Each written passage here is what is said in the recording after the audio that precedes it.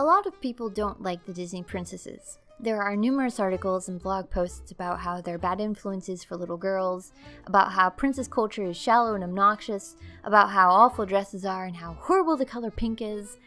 As someone who likes the Disney princesses and knows the words to nearly every single song from the movies, I didn't really know where this hostility against them was coming from, so I looked into it. While there are some people who legitimately hate these princesses as characters, the majority seem more concerned with the Disney Princess franchise itself, not the movies. So we're talking about the toys, the costumes, the multitude of princess-themed accessories, the marketing aspect. The princesses weren't actually marketed together as a group until the early 2000s, and it was former Nike executive Andy Mooney who came up with the idea after attending a Disney on Ice performance. He noticed that there were children in the audience dressed in princess costumes, and when he asked their mothers where they had purchased the costumes from, they told him that they were all handmade because Disney didn't have anything like that. And the very next day at a staff meeting, Mooney proposed the idea of creating a legitimate Disney princess product line. Walt Disney's nephew, Roy Disney, was actually opposed to the idea, and he argued that the princesses exist in different times and places, and they would never actually ever be seen together. So Mooney decided that when the princesses were going to be portrayed together, that they would never make eye contact for the sake of continuity.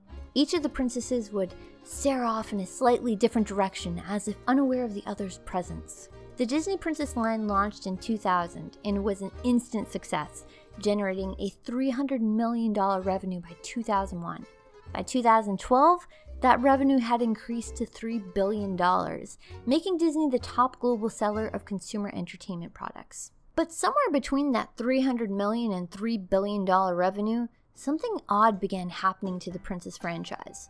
Now, the original lineup had always featured the princesses in their most glamorous moments. Cinderella in her ball gown instead of her tattered dress, Aurora in her royal ensemble instead of her barefooted berry-picking outfit. And even though the lineup started off as portraying the princesses as the epitome of stereotypical femininity, it's gone way beyond pretty dresses and has morphed into this smothering oversaturation of girlishness.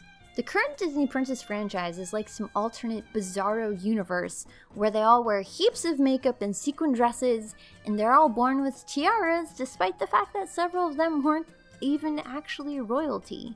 They've been turned into mascara-wearing babies with frilly diapers, and the personalities of these characters have been disregarded for the sake of glitter and lipstick.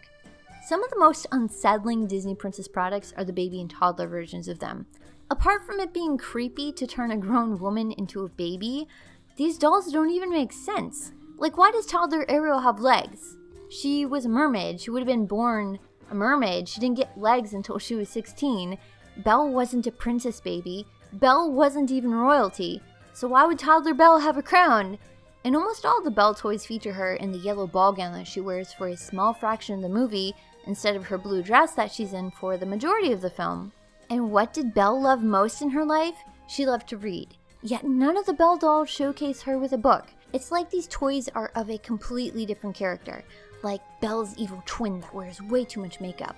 Merida, who may arguably be the most tomboyish of the characters in the lineup, is always seen in gobs of makeup, even though she's never portrayed as wearing any in the film. Mulan, who laments being expected to be this beautiful, delicate little porcelain doll and spends the majority of the film disguised as a man, is consistently marketed in beautiful, shiny dresses and lots of makeup, despite the fact that there is a song in the movie where she is seen taking it off because it does not represent who she is.